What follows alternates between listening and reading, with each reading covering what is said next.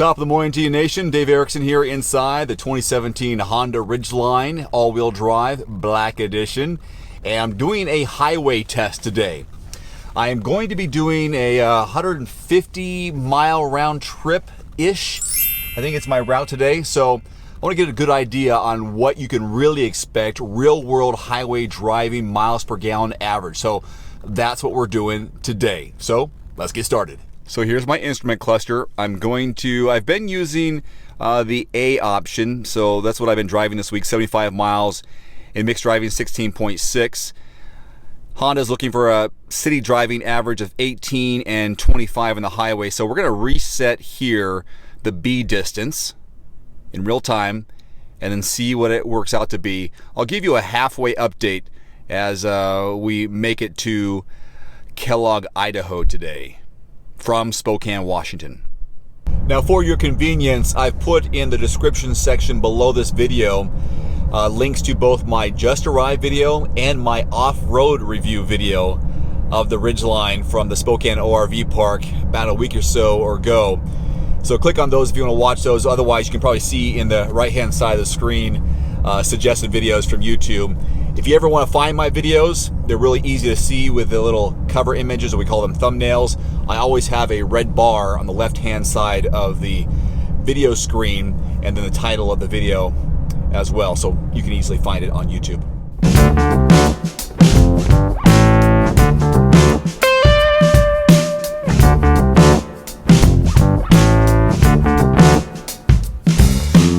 A couple of stats for you as we get on our road trip today. 3.5 liter V6 made it to a 6-speed automatic transmission. 280 horses, 262 pound-feet of torque.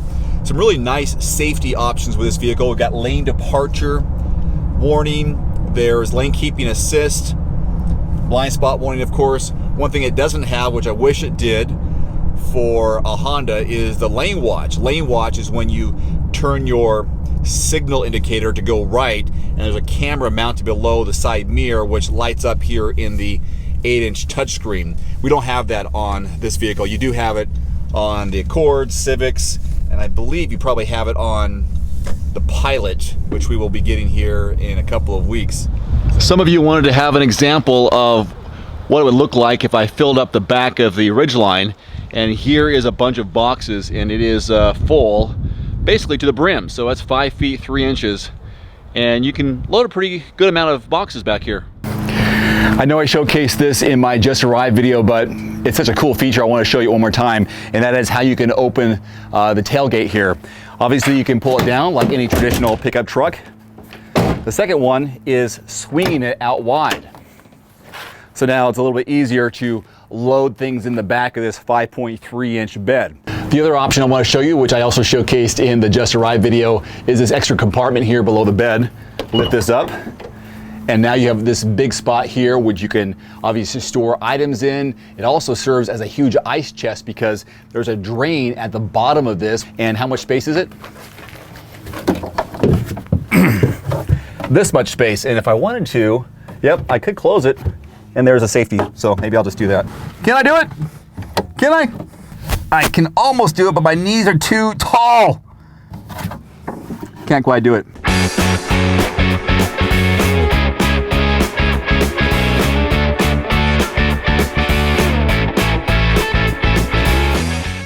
So here are the results from the first half of my road trip to Kellogg, Idaho. I'm averaging 23.3 miles per gallon, just under 80 miles so far one way.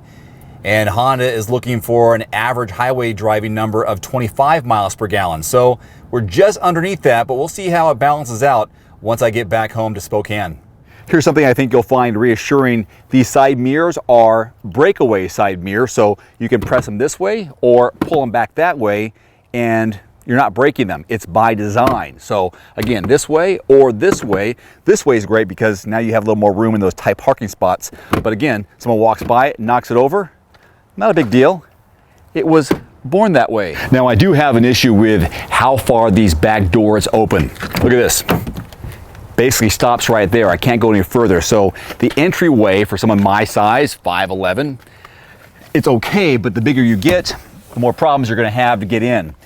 And one more issue with the back seat, it feels like it's raised up a lot more than it should be. I feel like I should be down a little bit more, maybe a couple more inches. I feel like I'm looking over the driver and passenger in the front, kind of like some stadium seating. So I guess in that respect, it's kind of cool, but I feel like I should be a little bit lower in the back, my perspective. On a positive note, I have two demonstrations to showcase the versatility and space in the back of the Ridgeline. Number one are the Mavic seats. Same kind of seats you'll see in the Fit and HR-V from Honda. And all I do is lift this handle here. The seats stay up like that, and there's one more.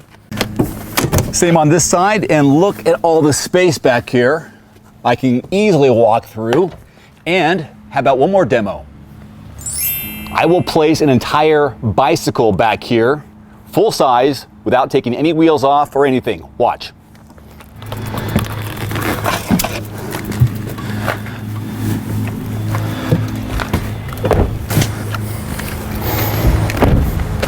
That's pretty cool, huh? Here's something I really love about the infotainment screen and what Honda offers. It's Apple CarPlay. So I have my USB port plugged in. Here is the cord. I'll plug it into my iPhone, which is suction cupped to my windshield here. Now you'll see CarPlay pop up, showing that it's connected, which I did earlier. And now I have the button on my screen. I press the button, and now I can go through and basically see what's on my phone. So I listen to podcasts, I have my phone option there, maps, music, messages, slide over, other audio apps that are on my phone that connect with the car. So podcasts, for example, it's a Dan Patrick Show. I can go through any of the podcasts that I have on my list that I want to listen to and listen hands-free. Pretty cool. What's this? Everyman driver. So there you go, Apple CarPlay inside the Honda Ridgeline. I mentioned this in my off-road review. The Ridgeline can tow up to 5,000 pounds, which is more than enough to tow behind a small Airstream and at least 2 or 3 jet skis. This can really serve as a working man's truck as well, because we have an outlet in the bed to charge your power tools, and there's different charging levels based on the car running or the car just being idle like this. So here's your plug-in. And now my unit is charged. I just said unit. This outlet is able to pump out 150 watts while the car is turned off, but up to 400 watts of energy when the car is running. So you've got a nearly endless supply of power in the back of the Ridgeline. There are also 8 tie hooks in the truck bed, and each of these hooks can hold up to 350 pounds. So 350 pounds times 8, that's a lot of pounds.